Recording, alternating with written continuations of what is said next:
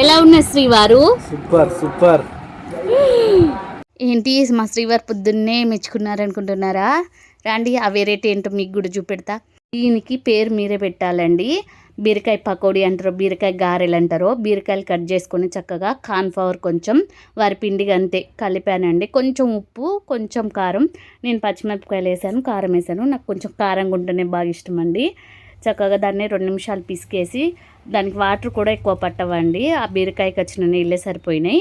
ఒక గిన్నె పెట్టి ఆయిల్ వేసి, ఆయిల్ వేడెక్కాక మనకు నచ్చినట్టు పకోడీ టైపు, గారె టైపు వేసేసుకొని అటువైపు ఇటువైపు గోల్డెన్ కలర్ వచ్చేసేపు వేయించుకోవాలండి. వేయించుకున్నాక తీసి తినేయాలి అంతే. తింటుంటే ఉన్నాయి నాసామి రంగా మామూలుగా లేవండి. మధ్యలో తీయగా కరకారంగా చక్కగా కరకరలాడుతూ సూపర్ అంటే సూపర్ ఉన్నాయి. తినాలని అనుకోలేని వాళ్ళు కూడా తింటారు. చిన్నపిల్లలు బీరకాయ అని మారం చేసే వాళ్ళైనా, తినను అనుకునే వాళ్ళైనా ఇలా చేసుకొని తినండి. అన్నంలో వేడి వేడి చారు చేసుకొని పెట్టుకొని తింటే సూపర్ అంటే సూపర్ అండి, తోపు.